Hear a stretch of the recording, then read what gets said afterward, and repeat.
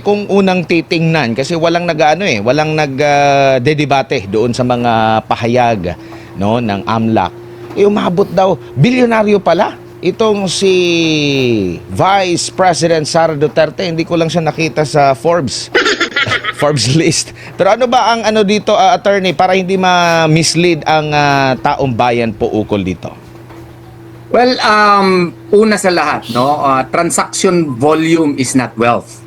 Hindi po tayo dapat mawala dito. This is a very misleading presentation of evidence, no? Kasi nga po yung 6.77 billion daw na pinost during the hearing, no? It was given the impression na yun ang parang cash deposit ni VP Sara Duterte. Hindi po yun totoo, and that is very misleading, no? Kasi ito po, kaklaruhin ko lang, I'm not officially member of VP Sara Duterte's team, legal team, but of course I am also a Filipino citizen and I am taxpayer, and as a law dean, I also have the obligation to inform the public, no, as to the matters that are being discussed in the House of Representatives, and especially insofar as the evidences are situated.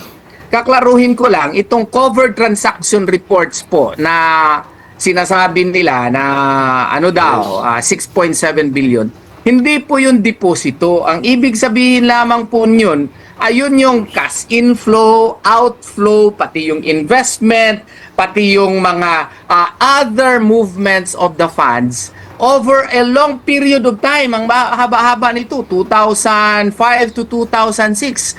This is for 21 years if I'm not mistaken. Ito yung mga total po ng mga transaction po doon po sa accounts na na-mention po doon sa hearing. Kaya nga po, very misleading po ito. Kasi nga po, maski anyone, no? Maski nga ako siguro, I am also a practicing lawyer. Kung i-subject mo doon sa CTR, covered transaction reports, at including the STR, suspicious transaction report, siyempre ang dami-dami niya kasi yung ma-deposit, bibilangin. Kung i-withdraw mo, bibilangin. Kung i-invest mo, bibilangin. Kung yung 2 million mo lang, kunan mo ng 1 million, bibilangin yon. Tapos i-deposit mo naman yung 500,000, bibilangin mo yon. Kung same money mo, deposituan mo na naman ng 1 million, balik mo, bibilangin nyo. Kung i-invest mo yung pera mo, bibilangin pa rin yun. Lahat yun kinikwenta under the covered transaction report. Kasi yung covered transaction report, 500,000 or more, bibilangin yan whether it is a deposit or a withdrawal or investment, basta siya ay transaction. Yun po ang ibig sabihin yun. Yung suspicious transaction reports naman po, hindi po ibig sabihin na yan po ay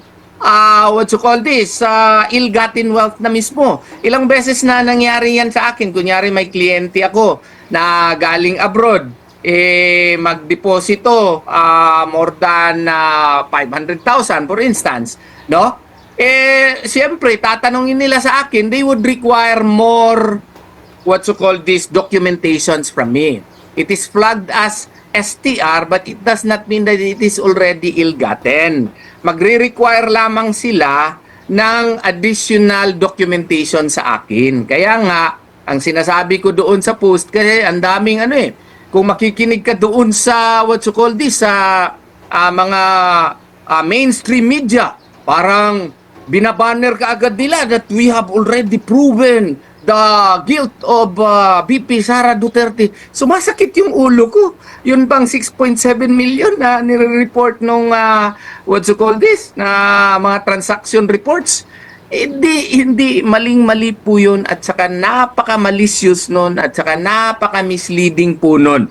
Kasi nga po, in-explain ko na ng maigi doon po sa aking post. Lahat po ng transaction, basta covered more than 500,000, bibilangin yan, maski na from the same source or from whatever source, no? Maski nga i-withdraw mo, i-invest mo, basta magdaan sa iyong sa iyong bank account, bibilangin 'yon. Ito 21 years 2005 o 2006 to 2025 ata ito. Ang lawak-lawak ng coverage nito, 630 nga lang yung cover transactions. Ang dapat nito, nag-focus doong time na si VP Sara Duterte ay Vice President na. Kung titingnan mo nung Vice President na si VP Sara Duterte, ang liit-liit lang ng mga transaksyon eh. Wala talagang questionably doon. Kaya tayong mga mamamayan, hindi tayo magpapalinlang nito. Wala kasi silang ebidensya against kay VP Sara Duterte, maski ano-ano na lang ang ginagawa nila just to build a ghost of a case.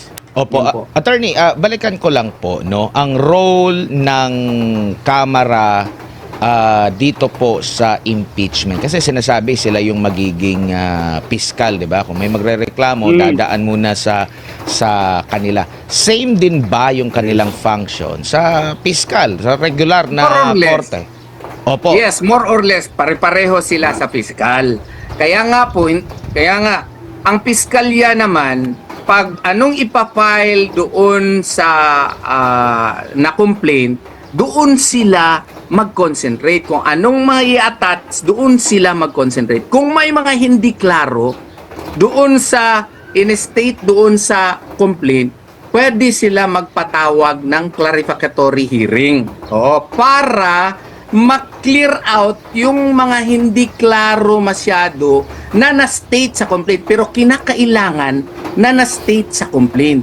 Ang problema dito sa ating impeachment complaint, like for example, iklaro ko na masyado si Senator Trillanes. Alam nyo ba na si Senator Trillanes nakasaad lang sa third impeachment complaint ni Father Saballa? Footnote lang 98 under paragraph 110. Ano pang naka-footnote sa kanya? Ang naka-footnote sa kanya ay according to him daw, based on newspaper reports, ito daw yung mga ill-gotten wealth daw or mga questionable transactions daw ni Tatay Digong at ni Sara Duterte. Maling-mali yun na magiging basis po for a subpoena. Bakit po maling-mali yun? Kasi po, yung basis for a subpoena must be based on personal knowledge. Yung doon po sa footnote po, kung saan nakasaad yung name ni Senator Trillanes, ibase po yun sa newspaper reports. Kung newspaper reports pala yung basihanan niya, hearsay evidence yun twice removed. Meaning, hindi yun pursuant sa kanyang personal knowledge. So, dapat hindi yun pinapasabpina. So, ang nangyari, based on that, pinasabpina na lahat yung mga mga bank records niya, pati misis niya, pati yung ibang mga korporasyon at saka pati AMLAC pinasabpina na, no? So kaya nga maling-mali po yung basihanan for the subpoena even. Opo, nabanggit mo yung clarificatory. Saan po ba ito? Pwede ba siyang huli after na mag-declare na sufficient in form, in substance? Nag-declare na sila sa mismong komite or dapat mauna itong clarificatory bago sila mag-decide kung sufficient in form, substance or yun nga, attorney? As a general rule, tama ka. Pero kung ibase natin sa Rule 3 Section 7 ng House Rules, posibly, okay, may basihanan yon doon sa Rule 3 Section 7 nila that a hearing may be conducted. But, again, based on the complaint. Okay? Hindi yung sila na ang mga ngalap ng mga ebidensya para mapalakas ang complaint. Hindi po pwede yun. Fishing expedition na yun.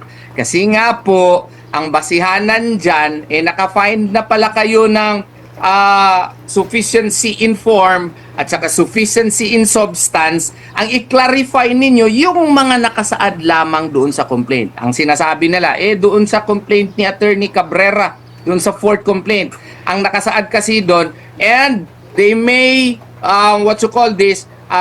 pwede natin busisiin yung kanyang mga ITRs, mga SALN, no? para ma-prove natin itong complaint na ito. Pupwede ba yun? Hindi po pwede yun. Shotgun allegation yun. Yes. Hindi po pwede. So, ang ibig sabihin nun, ginagawa mo na ngayon ang Committee on Justice na magiging investigator mo, na magiging evidence gatherer mo para mapalakas mo yung complaint. Hindi po pwede yun. Fishing expedition yun. You have to state with specificity at the very least so that you can come up with an allegation with containing ultimate facts which would indicate that you have charged the offense of graft and corruption, culpable violation of the 1987 Constitution, bribery, other high crimes, and such. Kasi kung hindi mo magawa yan, ang duty ng Committee on Justice is to dismiss the complaint. Opo. Bilang piskal, yung mga pahayag na parang meron na silang desisyon, meron na silang conclusion, pwede po ba yun? Tapos sasabihin nilang may due process. Pero pakikinggan mo yung kanilang intro, mga dalawang intro, meron ng mga penal na desisyon, tapos sasabihin na kung mali ang mga inaakusa laban sa iyo, dapat humarap ka. Pero di ba sa regular na piskal, hindi naman po ata ganyan po ang nangyayari po, attorney, na parang magbibigay ng komento agad yung piskal. Makikinig lang siya kung anong ilalatag na ebidensya, mga argumento noong naghahain ng reklamo, tsaka ano yung reply ng inirereklamo, attorney. Oo nga, yun sana. Ang nangyayari kasi dito, yung nag-endorse pa ang mga pinakamaingay. No? Like for example, isasabi na, timing na nadala ko pala ito. Ito yung third impeachment complaint. Opo, opo. Okay. Sana ang pinatawag nila dito, itong mga nag-file. Ito si Reverend Father Joel Saballa, Reverend Father Joselito Sarabia. Biruin mo kung basahin mo itong complaint na ito, magtataka ka. Bakit? Kasi the complaint should be based on personal knowledge. Pero yung mga allegation nila dito, sasabihin mo paragraph 21. Prior to her election, VP Sara served as the mayor of Davao City from 2010 to 2013, 2016 to 2019, and 2019 to 2022. As mayor, she mimicked her father's despotic, arbitrary methods and ruled the bailiwick of Davao City with an iron fist. Is this a declaration of ultimate facts? No, this is a matter of opinion. And this is even a baseless opinion, knowing the fact that Father Joel Saballa is actually based in the Diocese of Novaliches. Ito sana ang pinatawag nila. Kasi ito ang naggawa ng complaint Siya nagreklamo. Siya ang nagreklamo. If you are an unbiased, unbiased Committee on Justice, ipatawag mo ito si Father Saballa. Sasabihin mo, ito yung clarificatory questioning Father Saballa, you mentioned in paragraph 21 of your complaint that as mayor, she mimicked her father's despotic, arbitrary methods and ruled the bailiwick of Davao City with an iron fist. Father Saballa, in your complaint, you did not attach any evidence in your complaint. What made you say that she ruled Davao City with an iron fist? Yes. Yun ang mga clarificatory question. Dahil ito pa, paragraph 22, sabi dito, when she took over the office of the Vice President OBP, VP Sara was unsatisfied with the budget given to her. Imagine that, in an impeachment complaint. Kung ikaw ay tarong, kung ikaw ay tamang-tama, unbiased, and competent hearing officer, sasabihin mo dito, i-clarify, patawag mo siya dito sa hearing. Father Saballa, you said that when she took over the office of Vice President, VP Sara was unsatisfied with the budget given to her. Can you please tell me, were you working in the office of the Vice President? Di ba? Paano niya masabi ito, pari siya sa Novaliches? How did you know that she was unsatisfied with the budget given to her. Yan ang mga clarificatory question. May basis doon sa complaint. Hindi yung ipapatawag yung mga tao na wala naman, hindi naman nakasaad doon sa kanyang complaint. Kaya nga sinasabi namin, fishing expedition yung ginagawa nila. Attorney. Yun, kasi hindi na nakasaad sa complaint, yun pang tinatanong. Yun totoo, na na-mention dito, si yung kanilang star witness, na preso preso ngayon. Anong pangalan ng star witness nila? Madriaga. Totoo na naka-mention dito. Sana tinanong ito si Saballa, Father Saballa, inattach mo itong affidavit dito ni itong tao na ito. Anong pangalan nito, Father Saballa? Paano kayo nagkakilala? Yun ang mga tanong. Paano kayo nagkakilala? Bakit ka nag-attach ng affidavit? Sinong nagbigay sa iyo ng affidavit? Yes. Nitong tao na ito? Kasi pare ka naman Bakit ka may affidavit na ganito? Oo, yun ang mga tanong. Oo. Paano mo siya nakilala?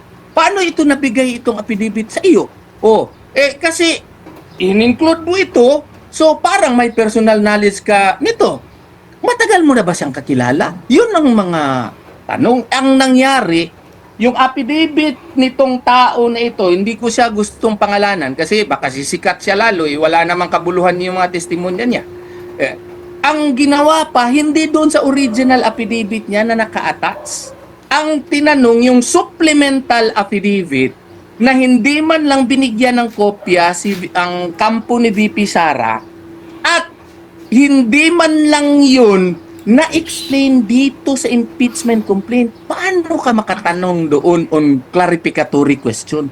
Anong i-clarify mo na hindi nga alam ng respondent yung supplemental affidavit niya? Kaya nga, grave abuse of discretion amounting to lack or excess of jurisdiction yun. Ang tawag namin yun, kabalbalad yun. It has no basis under the law whatsoever. It violates the basic dictates of fairness and due process. Opo. Yung mga nag-refer po ba ng mga kongresista, sila ba ay may pwedeng mangalap ng ebidensya or still, or ano bang role nila maliban sa pag-refer? Supposedly, kung wala lang sana talaga yung objective lang ba, yung nag-endorse na mga congressman, dapat nag-inhibit sila. I'm referring to Congresswoman De Lima. Dapat nag-inhibit siya. Yung endorser din ng fourth complaint, dapat nag-inhibit din yun kung membro siya ng Committee on Justice. Why? Because when you endorse a complaint, yun nga ang sinasabi ko noon, it is as if you own the complaint, you certify that the complaint likewise is true and correct, and it has basis really that it can fly. It can really survive the test of sufficiency of inform and of substance. It has probable cause. That is in effect, what are you endorsing for? Ang problema, ikaw pa yung endorser, ikaw pa yung nagtatanong doon sa wala na yung basic delikadesa. Sana nag-inhibit sila. And then kung kinakailangan na ipatawag sila kasi sila endorser during the hearing, it may be possible. Pero yung hindi siya nag-inhibit at nag-join sila actively during the determination of sufficiency in form and substance and during the hearing proper to determine probable cause, that is questionable. And whatever may be the report, that is a product of that mistake may be questioned before the Supreme Court. Kaya nag-prepare na ako na yung opisina namin. Katulong ko yung aking mga abogado led by Assistant Dean Resi Rizada Nolasco, At saka kasama ko mga abogado, nag-prepare kami ng supplemental complaint. Meron pa ng isang basis din diyan na yung kanilang counting ng session days. In-extend pa nila maski recess na.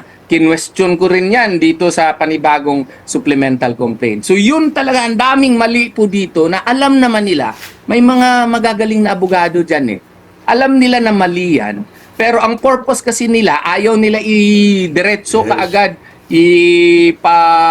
report sa plenary para magawa sila ng articles of impeachment para mag-trial na sa Senado. Kasi siguro alam nila matatalo sila doon. So, inextend nila itong parang nagawa na sila ng mini trial na violation din under the 1987 Constitution kasi ang Senado lang ang may karapatan yan. Ginawa nila itong mini trial kay para hindi to find probable cause. What is their purpose? Sa tingin ko lang, pwede ko ako magkamali. Ang purpose nila is to chip away the popularity of Madam Sara Duterte. They want to crucify her, they want to attack her para mawalan konti yung kanyang pagka-popular masyado ngayon. Opo. Merong nababanggit, nagbabasa ako ng mga iba't ibang mga opinion, pagpuna doon sa bago pa man attorney bago pa man nagsalita yung defense team ng impeachment ni Vice President Sara Duterte. Ang dami ng mga opinion na nagdedepensa, kumu-question dito sa naging hakbang po ng Committee on Justice. At kabilang po sa mga nababanggit nila ay yung Bank Secrecy Law at yung AMLA. Ano po ang nakikita nyo pong paglabag na nangyari doon mula dito sa mga batas na ito or baka meron pang nakikita kayong questionable sa iba pang mga batas, attorney?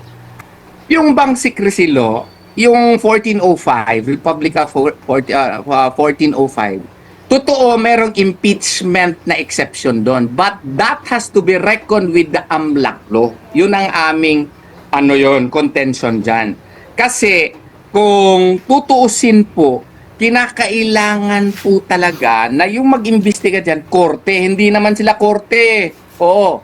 They are merely there akin to a prosecutor's office. To my humble mind, hindi talaga mag-apply yung Bank Secrecy Law exception.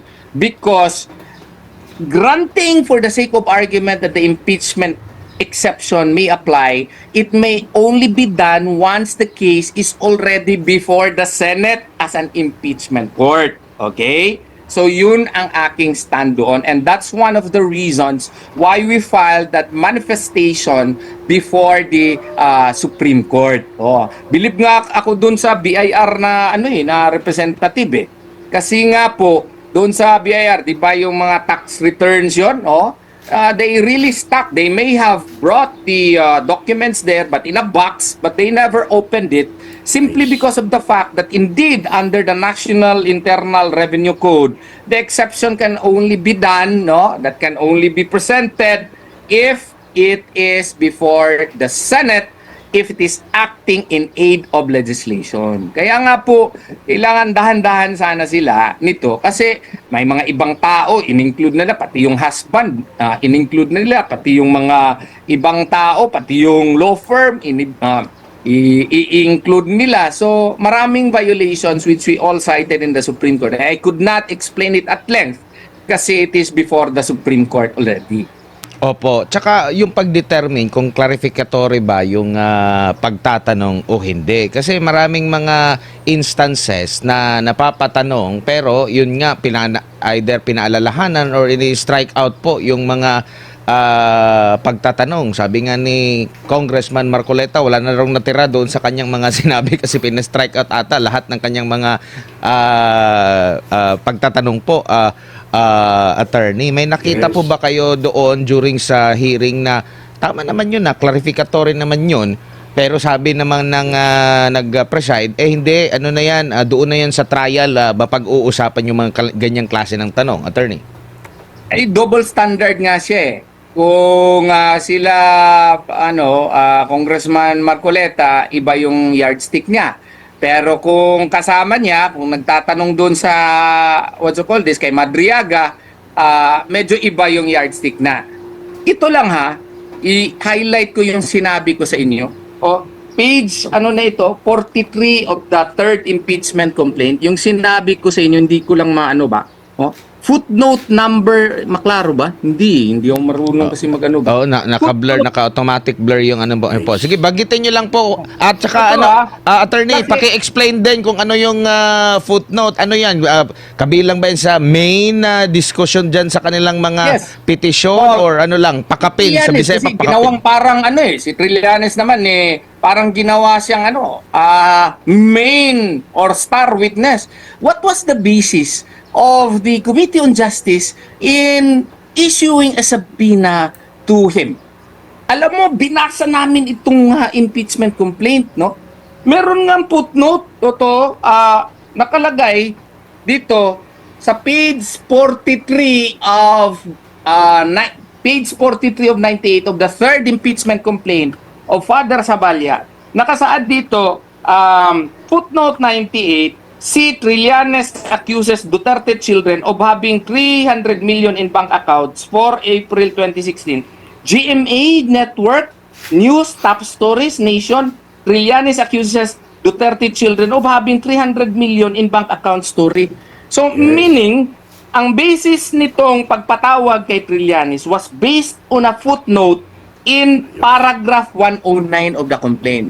Ang tama na proseso niyan, mag-issue ba tayo ng subpoena kay Trillanes?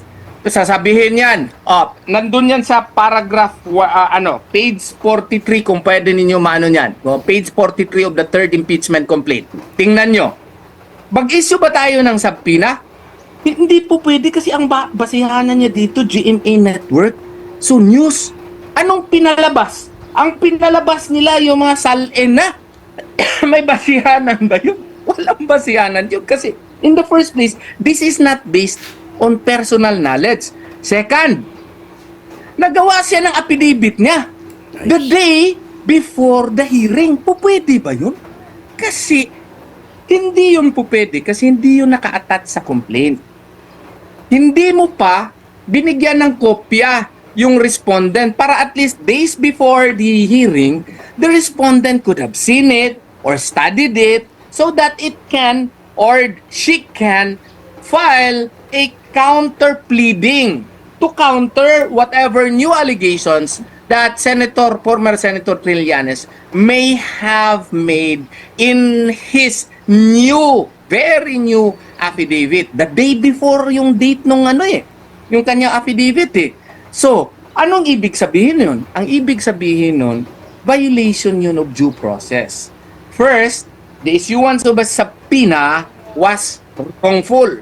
It was incorrect. It was illegal because it was not based on personal knowledge. Kung magpa-issue ka ng subpoena, ipasubpoena mo yung news item, gmanetwork.com. Yes. Bakit ka magpasubpoena ng ibang salin? Hindi naman yun ang nakalagay dito sa paragraph 98 So, ang ibig sabihin niyan, if you go beyond the complaint, that's fishing expedition. Kaya nga, sinasabi niyan, fishing expedition talaga ito.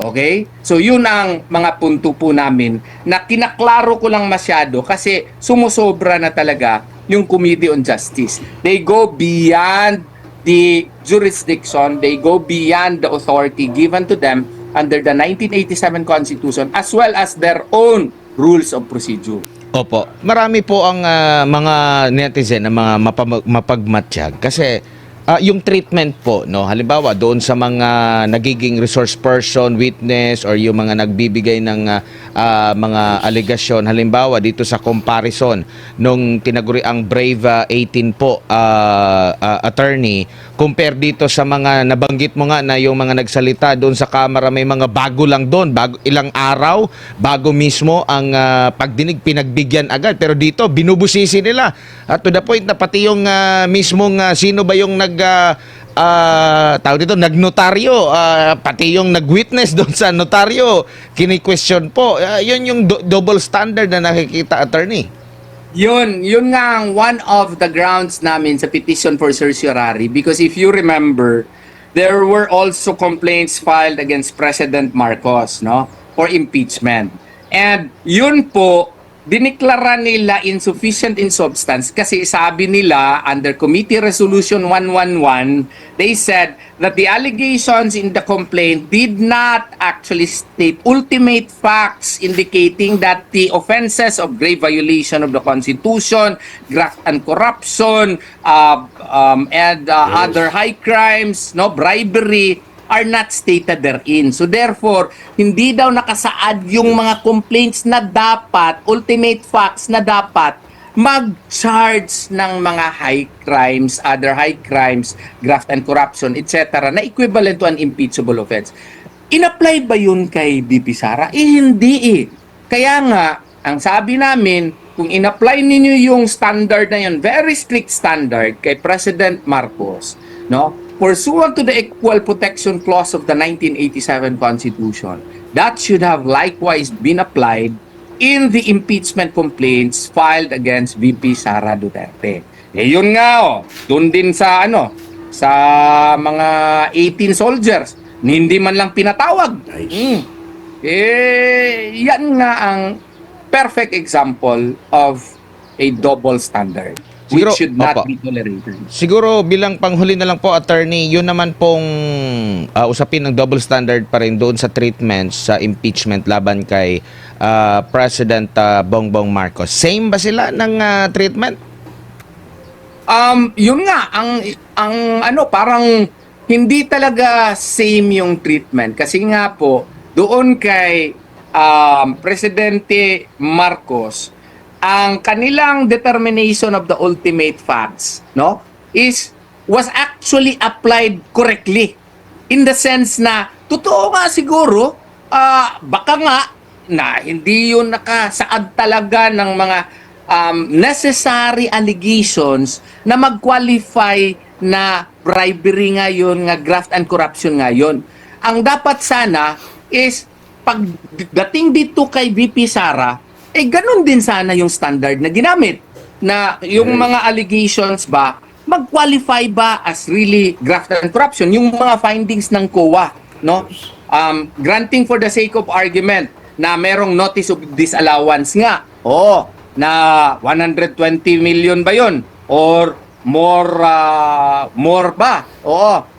Equivalent ba yun to graft and corruption? Hindi kasi alam ng mga estudyante ng batas yan na maski may audit observation memorandum ka or notice of disallowance ka, hindi yan evidence that you have committed a crime. Dito pa very suspicious kasi days before the hearing, meron ng finding yung COA Central.